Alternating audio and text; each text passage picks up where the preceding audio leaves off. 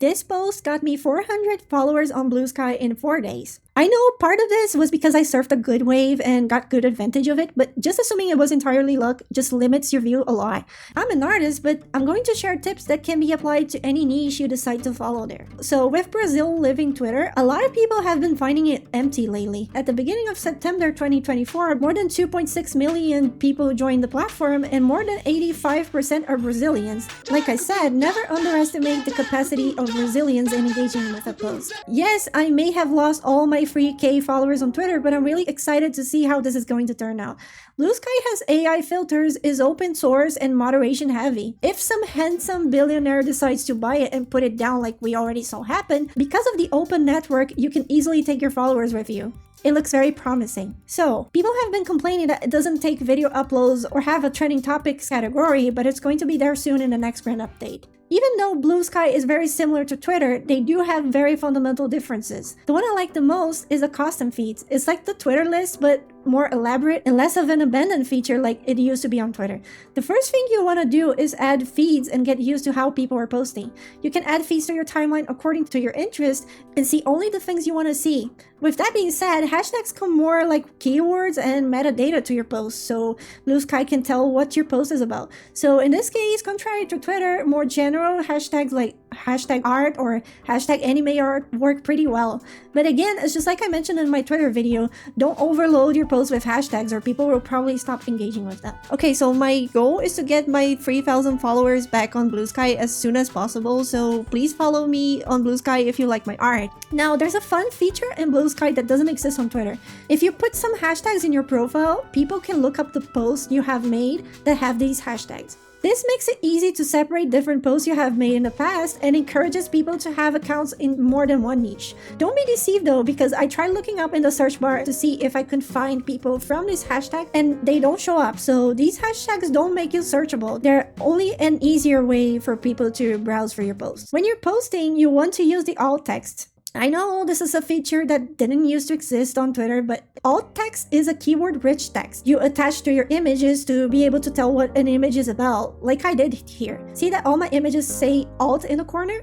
It means I added alt text. I heard Bluesky has a culture of reposting only images with alt text. If this is true, you don't want to be left behind. Apparently, Bluesky has no algorithm and heavily relies on mutual engagement.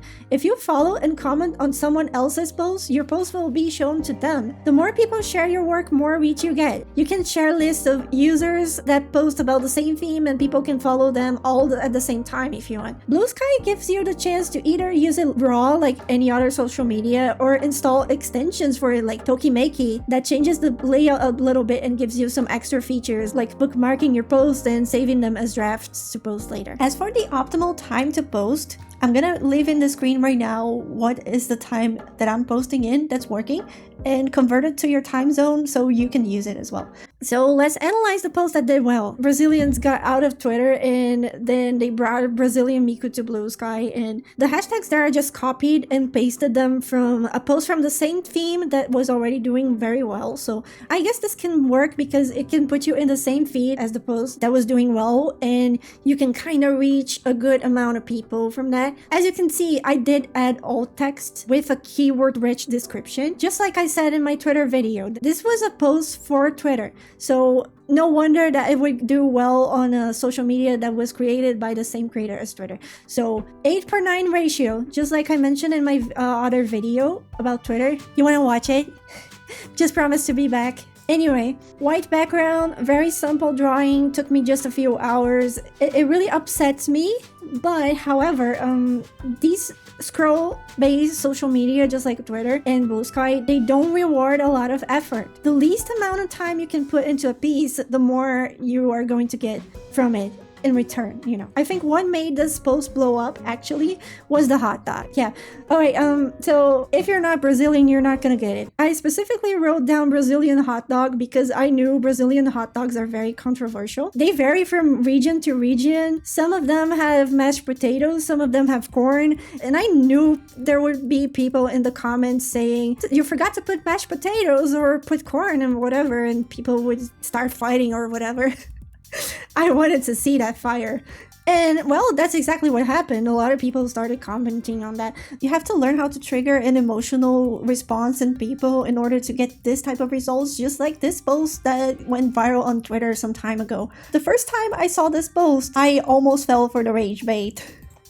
It says, someone commissioned me to draw a metal pipe for $10. Was this really a commission? Probably not. This was probably a study this artist was making, and someone else told them that if they posted this in this format, they would attract a lot of people, and there's a reason why. Why did this go viral like this? It's probably because it enraged a bunch of artists. When you see a post like this, your first reaction is to be like, what do you mean this person got a commission for $10 for a metal pipe? I can even get a character commission for that amount. Or maybe, hey, that's a very beautiful metal pipe. Why did someone commission them for a metal pipe? What were they using that for? When a post does well like this, assuming it's just luck, it's a very limiting type of mentality because it blinds you to what could actually be taking you to the next level as an artist in social media, you know? Guys, 96% of people who watch my channel are not subscribed. What the f? What are you guys doing? Subscribe right now and go check out my other videos. We also have memberships now for this channel. For $2.99 a month, you get early access to all my videos, an exclusive subscriber badge, and exclusive emotes to use here on YouTube. If you're struggling to find commissions, you should watch this video next. I hope to see you there.